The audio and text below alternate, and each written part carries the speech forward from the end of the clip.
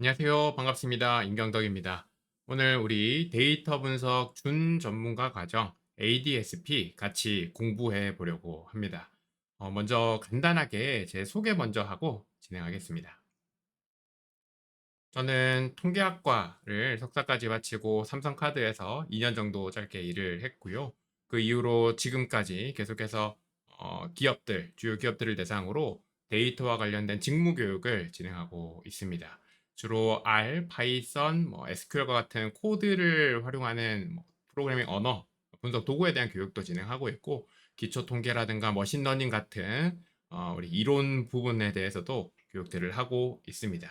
동시에 지금은 아니지만요. 중간에 제가 데이터 컨설팅에도 참여하면서 실제로 일하시는 실무자들과 같이 소통을 하고 또 분석가들과 가교, 연결 역할을 좀 많이 해왔습니다. 이런 경험들을 바탕으로요. 우리 ADSP 과정에 대해서 책을 쓰게 되었습니다. 제가 쓴 책을 가지고 오늘 같이 한번 어떤 내용들이 있는지 같이 공부해 보려고 합니다. 먼저 우리 데이터 분석 준 전문가 과정 같은 경우에는요. 데이터 분석 전문가 가이드라고 하는 가이드라인 책이 하나 있습니다. 그 책에 있는 내용들을 바탕으로 시험 문제가 출제가 되는데요. 근데 그 가이드 안에 있는 내용만 나오는 것은 아니고 대략적인 큰 주제들이 던져져 있고 그 당시에 회차마다 이제 출제위원이 누군가에 따라서 문제들이 조금씩 다양하게 나올 수 있습니다. 제가 이번에 책을 쓰면서 고민을 많이 했었는데요. 아무래도 시험이다 보니까 이 가이드에 있는 내용들을 충실히 전부 다 옮길 것이냐, 아니면 제 나름의 고민으로 조금 줄여볼까 참 고민을 많이 했었는데요. 제가 강의를 오래 하다 보니까 항상 느낀 것이 모든 내용을 다 이해하고 다 서로 공부하고 하려고 하면 어렵거든요. 시간이 또 많이 걸립니다. 특히 이 시험을 준비하시는 분들 대부분의 분들이 이 시험을 통해서 굉장한 걸 얻겠다기보다는 조금 더 빠르고 효율적으로 공부해서 자격증을 취득하는 것에 목적이 있다라고 생각을 해서요. 가이드에서 중요한 내용들만 좀 추리고 또 제가 오랜 경험을 바탕으로 좀 적절한 순서로 재배치를 하게 되었습니다. 그래서 영진닷컴 통해서 책을 출판하게 되었고요. 다른 책들에 비해서 이 책의 분량이 좀 짧은 편입니다. 짧다고 해서 내용들이 빠져 있냐? 그건 아니고요. 중요한 내용들을 가지고 좀 정리를 했다. 그리고 덜 중요한 내용들은 빼거나 혹은 또 우리 그 기출 문제라든가 모의고사가 있으니까요. 그런 부분에 문항으로 추가를 하거나 혹은 해석 부분을 좀 보강하는 식으로 책을 설계를 했습니다. 참고를 부탁드립니다. ADSP는 세 과목에서 출제가 됩니다. 데이터의 이해 10문제, 데이터 분석 기획 10문제, 그리고 데이터 분석에서 총 30문제, 가장 많은 문제가 출제되고 있는데요. 제가 또 통계학과 출신이기도 하고 데이터 분석 경험이 많다 보니까 데이터 분석 쪽에 좀 힘을 많이 실었습니다. 우리 ADSP 과정은 이론이라든가 알고리즘에 대해서 깊은 내용을 묻지 않고 단편적인 정보를 묻고 있습니다. 그래서 너무 부담 가지실 필요는 없고요. 순서대로 하나씩 차근차근 따라가 보면 좋겠습니다. 그래서 우리 책을 봤을 때요, 한 300페이지 정도 되는데, 뭘 봐야 되나요? 어느 부분에 집중해야 되나요? 물어볼 수 있는데요. 여러분이 집중해야 할 부분들만 남겨놨기 때문에 모든 내용들을 한번 꼼꼼히 살펴보시면 좋겠습니다. 오늘은요, 저랑은 모든 책에 있는 내용을 300페이지를 다 같이 읽어버리면 의미가 없겠죠. 그래서 그 중에서 좀 더 중요한 내용이라든가 아니면 우리가 조금 더 초점을 맞춰야 되는 부분들 혹은 책에는 담지 못했던 이야기들을 같이 한번 풀어나가는 식으로 가보겠습니다. 그럼 먼저 첫 번째 파트, 첫 번째 과목이죠. 데이터 이해부터 시작하겠습니다.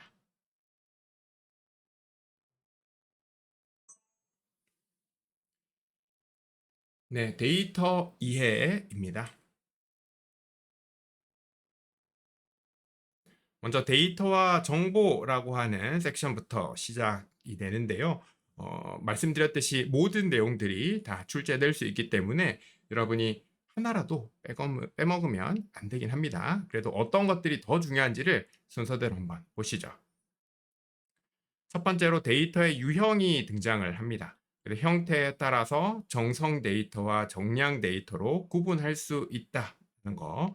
구조에 따라서 정형 데이터와 비정형 데이터로 구분할 수 있다라고 등장을 하는데요. 특히 정성 데이터와 정량 데이터는 뒤로 가다 보면은 비슷한 내용이 한 번 더 등장을 할 수 있습니다. 네, 그것과 지금 여기 첫 번째 섹션에서 등장하는 데이터 유형에서 말하는 정성 데이터와 정량 데이터가 조금 다를 수 있다. 그래서 지금 보고 계신 이 페이지에서 그냥 그 내용들을 그대로 좀 파악하시면 좋을 것 같고요. 특히 이런 영어 표현들이 그대로 시험에 나올 수 있기 때문에 퀄러터티브냐, 퀀터터티브냐 이것들을 잘 보시면 좋겠습니다. 정형 데이터, 스트럭처드 데이터라고 되어 있는데요. 되게 표형대, 네모나게 생긴 애들을 말합니다. 비정형 데이터는 이 네모난 칸 안에 채우기 어려운 것들을 의미를 하는데요. 그러면 이미지 같은 것들, 이미지의 사이즈 같은 것들이 다 다를 수 있겠죠. 텍스트 같은 것들, 글자 수가 다 다를 수 있습니다. 이런 것들 우리 비정형 데이터라고 부르고 있습니다. 다음 페이지로 넘어가겠습니다.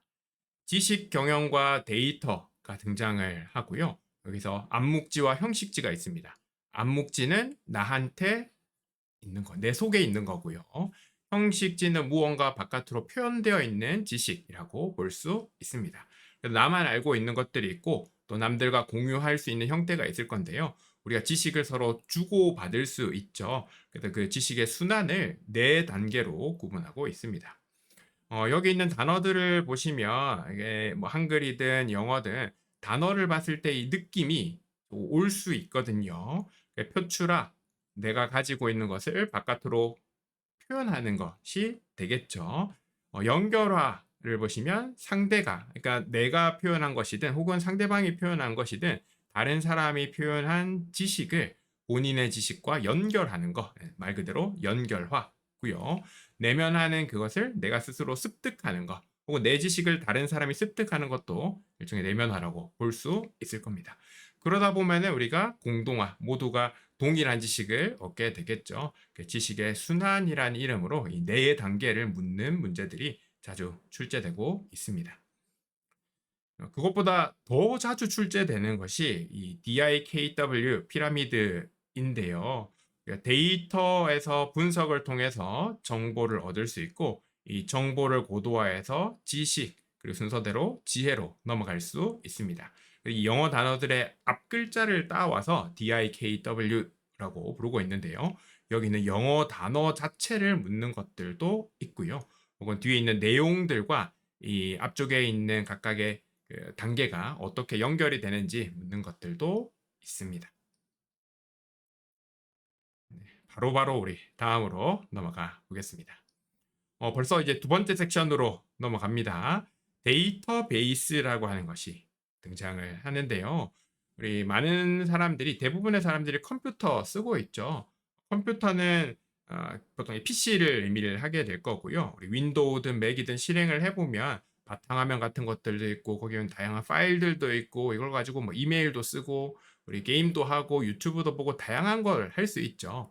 근데 컴퓨터 중에서 특수한 목적을 가지고 있는 것들이 있고요. 그중에 데이터베이스라고 하는 것은 특히 데이터를 전문적으로 다루는 컴퓨터다라고 이해할 수 있습니다. 근데 이게 뭐 이런 기술적인 용어로 데이터베이스를 쓰기도 하고 또 약간 컨셉적인 부분들을 묻기도 하는데 뭐 이거는 문제 나오지는 않는 것 같아요. 더 중요한 거는 이제 DBMS라고 해서 데이터베이스라고 하는 그 컴퓨터를 관리하는 시스템 혹은 그 체계가 중요할 수 있고요. 우리 유명한 오라클이라든가 이런 것들 있죠. 오라클, 뭐 IBM의 DB2, MySQL 이런 애들이 다 DBMS의 한 종류입니다. 데이터베이스의 특징을 묻는 문제들 나오는데요. 사실 좀 애매한 것 같아요. 여기서 데이터베이스의 특징이 뭐 이런 것들만 있는 건 아니고 다양한 특징들이 있을 수 있는데요. 여기 보면 통합된 데이터. 근데 표현들이 그 한글로 번역한 표현과 이 실제 설명들이 좀 와닿지 않을 수 있습니다. 동일한 내용의 데이터가 중복되어 있지 않다. 그다음에 저장된 데이터. 저장 매체에 저장된다. 얘는 괜찮을 것 같네요. 공용 데이터. 여러 명의 사용자가 함께 쓴다라는 거고요. 그다음 변화하는 데이터. 똑같이 매출 데이터를 보고 있다 하더라도 시점이나 이런 것들에 따라서 우리가 바라보고 있는 매출 데이터가 달라질 수 있겠죠. 계속해서 매출 데이터는 새로 들어올 거니까요. 이런 특징들을 또 묻기도 합니다. 아래로 내려가서 이제 용어들이 참 많습니다. 특히 뒤에 있는 이런 영어 실제 표현들을 줄여서 약어들을 많이 쓰고 있고 요 약어들이 그대로 시험에 나올 수 있습니다. 몇 가지 대표적인 것들을 제가 정리를 해 놨거든요. 이거를 제가 하나씩 하나씩 뭐 설명드리는 것은 큰 문제는 없지만 시간이 너무 오래 걸리기 때문에 여러분이 꼼꼼하게 한번 살펴보시면 좋겠습니다. 우리 뒤쪽으로 가보면 이런 식으로 막 항목들이 나열된 것들이 또 등장을 합니다. 그걸 제가 또 일일이 설명을 하는 것보다는 시간이 없으신 분들, 좀 마음이 급하신 분들은 빠르게 뒤로 넘어가고 조금 여유가 있고 꼼꼼히 배우고 한 문제라도 더 맞히고 싶으신 분들은 여기 있는 내용들을 더 살펴보시면 좋을 것 같아요. 여기 있는 시스템 관련된 용어도 워낙 내용이 많다 보니까요. 한 문제 정도는 나올 수 있긴 한데 또 암기량이 생각보다 꽤 많기 때문에 본인이 잘 선택하시면 좋겠습니다. 그래서 OLTP 아래로 내려가면 OLAP, 올랩이라고 부르는 비슷비슷하게 생겼죠. 이런 것들이 문제로 나오면 헷갈릴 수 있기 때문에 조심하시고요. 그 중에서 DW랑 DM은 좀 구분하거나 좀 알아두실 필요가 있는데 데이터 웨어하우스, 데이터를 저장하는 창고고요. 코스트코나 트레이더스 생각하시면 좋을 것 같아요. 대형입니다. 아주 큰 정보들을 담고 있는 곳이고 밑으로 가보면 DM은 데이터 마트죠. 마트는 조금 더 규모가 작아질 거예요. 그러니까 특정 부서나 특정 뭐 기능에 맞춘 작은 데이터 웨어하우스다라고 이해할 수 있습니다. 아래쪽에 제가 뭐 예시 같은 것들 넣어놨으니까 뭐 여유가 되시면 꼭 읽어보시면 좋겠습니다. 데이터베이스를 활용하는 전력과 관련된 용어들도 많이 등장을 하고 있고요. 특히 여기에서 문제들이 많이 나옵니다. ERP라든가 MIS, 우리 고객 경험 관리, 마케팅 쪽에서 쓰는 표현이죠. CRM도 있고 또 금융업 쪽이나 이런 데서 리스크 매니지먼트라고 해서 우리 연체율, 부도율 관리 같은 것들 하거든요. RM이라는 이름이 달려 있고 제조업이나 유통업에서는 물건들이 잘 만들어지고 다른 채널로 잘 넘어가는 것들, 원자재부터 해서 물건 생산, 그 이후에 판매까지 이 공급망이 잘 유동적으로 연결되는 게 중요합니다. 그래서 SCM이라고 하는 것도 있고 비즈니스 인텔리전스는 조금 다른 결이긴 합니다. 이거는 특정한 산업에서 활용이 된다기보다는 기업의 데이터를 분석을 해서 유용한 정보를 도출하고 오늘날에는 보통 대시보드 형태로 표현된 무언가 결과물들을 BI라고 부르고 있습니다. 네, 아래쪽으로 내려가서 바로 두 번째 챕터로 가보시죠. 섹션별로 이렇게 저희가 자주 출제가 되거나 중요한 내용들에 대해서 상중하로 좀 구분해 놨는데요. 말씀드렸듯이 남아있는 모든 내용들이 중요한 것들만 남아있는 것이라서요. 그중에 상대적인 것이기 때문에 진짜 본인 시간이 없다 하시면은 상이나 중 정도까지 보시면 되고 가다 보면 하라고 하는 빈도가 걸려있는 섹션들이 있을 거예요. 그 중에서 뭐 내용이 너무 많다 싶으신 것들은 뛰어넘어도 됩니다. 우리 데이터의 가치와 미래 그리고 그 중에서 빅데이터의 이해 부분입니다. 빅데이터에 대한 정의는 너무나 다양한데요. 우리 빅데이터의 특성 중에서 아주 유명한 게 3V가 있어요. 그래서 볼륨과 버라이어티와 벨로시티, 양, 다양성, 속도가 있습니다. 요걸 3V라고 부르고 있고요. 여기서 밑으로 가보면 덧붙이는 것들이 있습니다. 3V라고 하는 것이 나왔을 때는 처음에 누군가 던졌겠죠. 그때는 이견은 없었는데 누군가는 거기다가 곁다리를 하나씩 붙이는 거죠. 누군가는 3V에다가 버라시티를 붙이기도 하고 누군가는 어쨌든 빅데이터든 뭐든 돈이 중요한 거 아니냐, 어떤 가치가 있는지 판단하는 게 중요한 게 아니냐, 밸류를 붙이기도 하고요. 또 활용하는 측면에서는 빅데이터에 있는 정보들을 조금 더 쉽게 인식하고 또 효율적으로 공유하기 위해서 시각화 같은 거 붙여야 되지 않겠냐, V를 가져와 가지고 붙이기도 합니다. 근데 이 3V 이후에 4V라든가 5V라든가 이런 개념들은 워낙 다양할 수 있고 이게 좀 주관적인 부분들이 많아요. 그래서 3V 여기에 나오는 세 가지는 확실하고 아래에 있는 세 가지는 보조적이다. 추가로 붙을 수도 있다 정도로 기억하시죠. 네, 빅데이터의 출현 배경과 영향이 있습니다. 이것도 우리가 뭐 어떤 곳에서 이야기를 하는가에 따라서 내용들이 조금 다를 수 있고요. 근데 여기서 시험 문제가 나온다라고 해보면 좀 단편적인 정보들을 묻는 경우들이 많아요. 그래서 그냥 문제를 보고 판단하셔도 크게 어렵지 않을 겁니다. 뒤로 내려가 보면요. 이제 빅데이터의 영향 같은 것들이 등장하고 얘도 크게 어렵지는 않을 거고요. 그 중에서 데이터 분석 방향 변화 부분이 있습니다. 얘는 좀 중요하고 자주 출제됩니다. 사실 저는 진짜 데이터 분석가로서 아래에 있는 내용들을 뭐 100% 동의하는 건 아니고요. 표현들이 조금 어색한 것 같긴 하지만 시험에는 자주 등장하고 있습니다. 이게 큰 흐름을 한번 짚어보면요. 예전에는 데이터라고 하는 거를 분석을 하기 위해서, 데이터 분석 쪽에서는요, 데이터는 분석을 위해서 따로 수집하는 것이었어요. 근데 오늘날 우리가 지금 살고 있는 세상들, 혹은 우리가 이용하고 있는 서비스들을 보면 데이터를 분석하려고 수집하는 것이 아니고요. 뭐 카드사, 여러분의 결제 이력을 저장을 해둬야 카드사가 돌아갈 수 있거든요. 물건을 사고 파는 이커머스도 그렇고 제조업도 마찬가지고요. 그러니까 회사가 돌아가기 위해서 어쩔 수 없이 데이터를 쌓아야 되는 상황이 생깁니다. 분석을 위한 데이터가 아니라 서비스가 운영이 되고 회사가 돌아가기 위해서 데이터를 쌓아 두는 시대, 이제 빅데이터 시대라고 보는 거죠. 그랬을 때 첫 번째, 원래는 사전 처리, 그러니까 미리 데이터를 설계해서 깔끔한 데이터를 수집하려고 했는데 지금 그런 시대가 아니고 쌓여 있는 데이터를 처리를 해야 되니까 사후 처리로 넘어간다 이야기가 나오고 있고요. 2번을 보면 표본 조사에서 전수 조사로 가는데 이 부분도 사실 엄청 어색합니다. 근데 말씀드렸던 것처럼 과거에는 실험이나 어떤 리서치라든가 이런 따로 조사, 서베이라고 하는 걸 통해서 데이터를 일부만 가지고 왔는데 오늘날 빅데이터 시대다 보니까 데이터의 양과 크기가 커졌잖아요. 그런 느낌으로 작은 거 말고 큰 데이터를 쓴다라는 느낌으로 이렇게 표현을 해두신 것 같아요.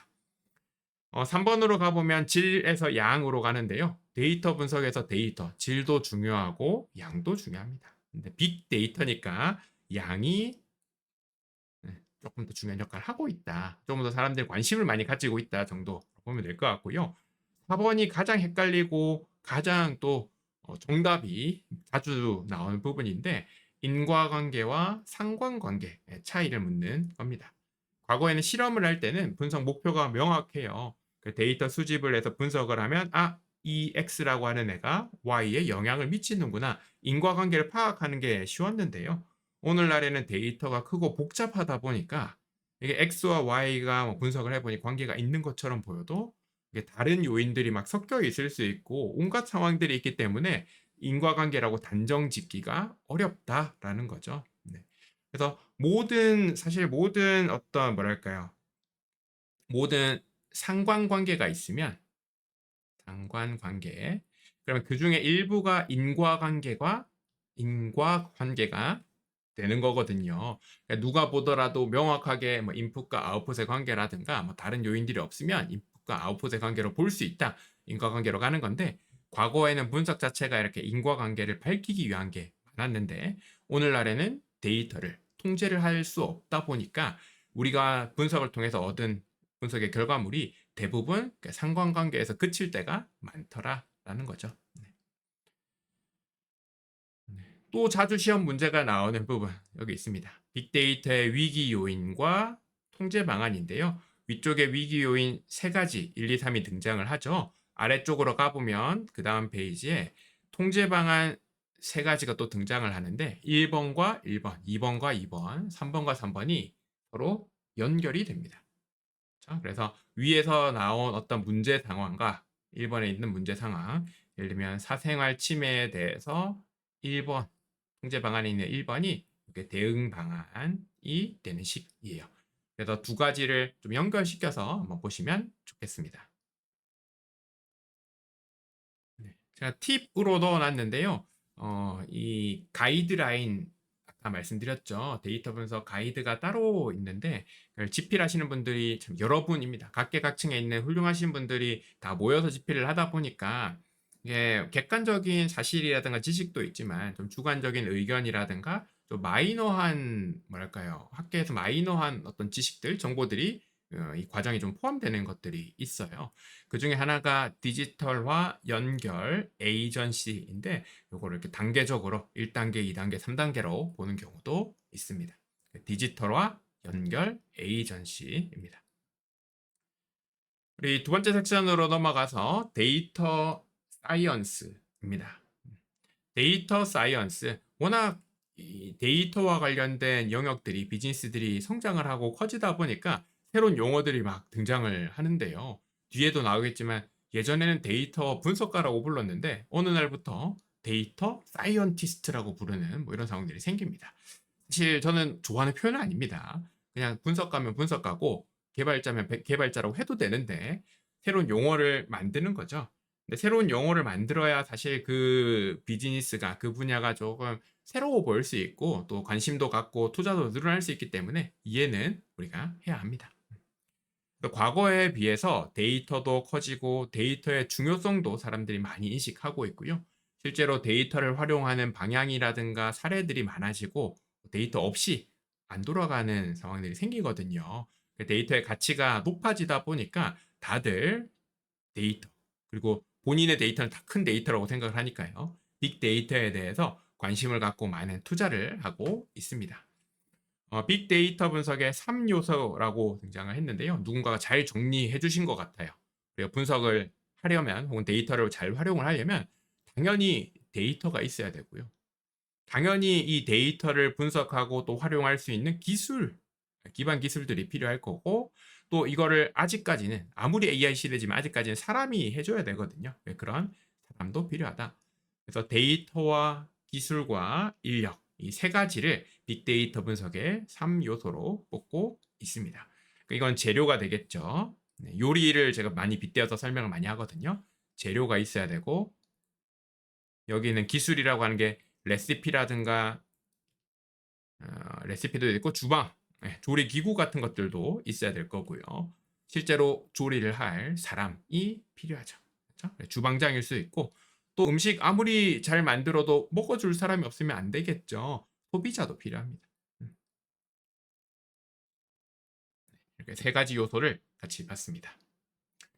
네, 아래쪽에 가보면 이제 3번 여기서도 가끔씩 뭐 3회차에 뭐 한 문제 정도씩 문제들이 출제가 되는데요.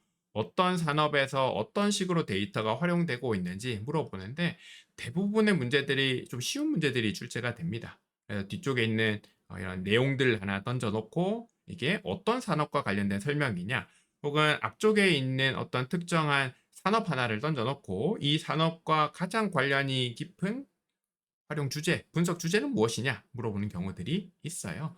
상식적인 수준에서 판단하면 되니까 한번 읽어보시면 좋겠습니다. 4번 알고리즘 예시입니다. 이 책의 구성을 보면 앞쪽에서 이렇게 개괄적인 것들, 좀 전반적인 지식을 우리가 확인을 하고 있는 거죠. 데이터의 이해니까요. 여기서 알고리즘이라고 하는 게 등장을 하는 이유는 빅데이터 이야기가 나왔고 빅데이터 분석 이야기가 나왔으니까 그렇게 빅데이터 분석하는 방법들, 알고리즘들에 뭐가 있는지를 좀 설명을 하는 거죠. 근데 이게 나중에 파트 3으로 가가지고 데이터 분석 쪽으로 가보면 또 거기에 있는 머신러닝이라고 하는 주제와 또 연결이 지어질 수도 있습니다. 그래서 이 문제가 어떤 이런 알고리즘을 묻는 문제가 파트 1에 등장하는 문제일 때는 이게 지금 보시는 요런 느낌의 요런 이 표현들 있죠. 이런 조합들, 알고리즘 조합들을 가지고 묻는 문제들이 나올 수 있고요. 또 뒤쪽에 가보면은 또 등장하는 알고리즘의 종류라든가 이런 것들이 조금 달라요. 네. 그럼 그쪽 문제에서 누군가 출제를 할 때는 또 거기에 등장하는 알고리즘의 종류 가지고 문제들이 나오기도 합니다. 네, 연관 규칙 이거는 상품 추천 알고리즘이라고 보시면 좋겠습니다. 우리 이커머스 온라인 쇼핑몰 가보면 TV 보고 있으면 밑에 또 다른 TV 같은 거 추천해주죠. 네, 연관 규칙이고요. 유튜브라든가 이런 데 들어가 보시면 쇼츠 보다 보면은 헤어나올 수가 없을 겁니다. 우리가 좋아할 만한 것도 추천이 되죠. 협업 필터링은 연관 규칙보다는 조금 더 복잡한 데이터를 쓰는 조금 더 복잡한 알고리즘인데요. 사용자 간의 유사도라든가 혹은 어떤 콘텐츠 간의 유사도 같은 것들을 파악을 해서 지금 이 쇼츠를 재밌게 보고 있는 사람, 끝까지 본 사람, 뭐 2번 본 사람한테 또 다른 쇼츠 어떤 게 좋을까를 추천할 때 쓰는 알고리즘입니다. 그러니까 상품 추천과 콘텐츠 추천 같은 것들 알고리즘으로 활용하고 있고요. 2번, 3번에 보면 회귀와 분류 문제가 나오는데 이 회귀라고 하는 게 여러 번 등장을 할 거예요. 어떤 맥락을 잘 보고 이때 회귀가 뭔지 파악을 잘 하셔야 되는데 2번과 3번, 그러니까 회귀와 분류가 같이 등장을 할 때 회귀라고 하는 거는 내가 관심이 있는 대상이 숫자일 때예요. 우리 데이터에 보면 열들, 변수들 혹은 피처들, 특성들이 막 여러 개가 있을 수 있는데 그 중에 하나의 숫자 열에 대해서 조금 더 관심이 있을 때 나머지 열들, 나머지 변수를 이걸 설명을 하고 싶을 때 이걸 회귀라고 부르고요. 반대로 내가 관심이 있는 어떤 하나의 열이 그룹 같은 것들 혹은 범주의 값을 가질 때 yes, no라든가 뭐 A, B, C 같은 어떤 그룹의 값을 설명하거나 뭐 예측을 하고 싶을 때 쓰는 알고리즘들을 분류라고 부르고 있습니다. 헷갈릴 수 있는 게 딥러닝을 활용을 한다라고 했을 때요. 이 딥러닝 알고리즘들을 가지고 회귀를 할 수도 있고 분류를 할 수도 있습니다. 근데 이미지 데이터를 가지고 딥러닝을 하는 경우에 뭐 이 사진이 개냐 고양이냐 뭐 토끼냐를 분류한다라고 해서 딥러닝을 어떤 사람들은 분류 알고리즘이다라고 이야기를 하기도 하는데요. 사실 회귀 문제에서도 다 활용할 수 있습니다. 뒤쪽에 가서 파트 3에서 파트 3에서 우리 머신러닝 알고리즘이 등장을 했을 때도 특정한 알고리즘이 회귀에만 활용되는 것도 있고 분류에만 활용되는 것도 있고 혹은 두 가지를 다 할 수 있는 것들도 있습니다. 4번에는 이제 유전 알고리즘이 등장을 하는데요. 유전 알고리즘은 복잡한 제약 조건 하에서 최적값을 찾는 최적화 기법이다 나옵니다. 오늘날에 보면 이제 강화학습이라고 부르는 것들과 좀 결이 맞닿아 있습니다. 그래서 유전 알고리즘과 강화학습은 최적화에 활용할 수 있는 방법이다. 이 정도로 알고 계시면 충분합니다. 5번으로 가서요. 우리 네트워크 분석이 있습니다. 소셜 미디어죠. SNS라고 하는 것들이 이제 활발하게 활용이 되면서 사람들끼리 어떤 관계가 있냐 이런 것들을 보기도 하고요. 그다음에 뭐 유전자, 단백질 같은 생물학적 요소 간의 관계 같은 것들을 볼 때 네트워크 분석하고 있습니다. 역시 빅데이터 시기에 텍스트들이 워낙 많다 보니까 텍스트 데이터를 분석해서 감정 같은 것들, 뭐 의견 같은 것들, 이게 기쁜 표현이냐, 슬픈 표현인지, 혹은 뭐 긍정적인 피드백인지, 부정적인 불만인지 같은 것들을 파악하는 거 감정 분석이라고 부르고 있습니다.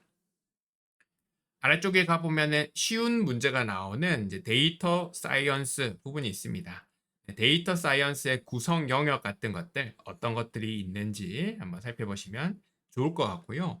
그리고 밑으로 내려가서 데이터 사이언티스트에서 정의와 역할 부분들은 크게 어렵지 않을 거예요. 근데 요구 역량에서 보시는 것처럼 기술적인 역량과 비기술적인 역량, 영어 표현도 중요합니다. 테크니컬 스킬과 하드 스킬, 기술적인 역량을 말하고요. 이게 시험에 그대로 나올 수 있습니다. 비기술적인 역량, 넌 테크니컬 스킬 혹은 소프트 스킬이라고 부르고 있습니다. 그러니까 데이터 사이언티스트가 결국에는 데이터를 다루고 데이터에서 정보를 분석을 통해 정보를 얻고 또 이거를 잘 공유하고 전달할 수 있는 사람이잖아요. 당연히 데이터를 잘 다뤄야겠죠. 그래서 그런 기술, 테크닉과 관련된 역량도 중요하지만 주제를 설정한다거나 혹은 다른 사람한테 이걸 공유를 하고 하려면은 이런 데이터 이외의 역량 같은 것들도 중요할 수 있고요. 당연히 두 가지가 잘 엮여야겠죠. 둘 다 잘 갖춰야 좋은 데이터 사이언티스트다라고 할 수 있을 겁니다. 그 뒤로 이제 예상 문제가 등장을 합니다. 기존에 출제됐던 문제들을 바탕으로요. 여기서 난이도를 좀 낮춰놨습니다. 어렵지 않은 문제들로 10개 넘는 18개 정도의 문제들이 등장을 하니까 이거 직접 한번 풀어보시고요. 제가 이 책을 쓰면서 제일 고민하고 제일 시간을 많이 쓴 부분이 사실 해설 부분입니다. 그러니까 본인이 정답을 맞췄다 하더라도 이 해설 부분들을 한번 꼼꼼하게 읽어보시면 좋겠습니다. 네, 여기까지 해서 우리 파트 1 데이터의 이해에 대한 학습을 마치고요. 조금 있다가 우리 파트 2 데이터 분석 기획으로 가서 다시 뵙겠습니다.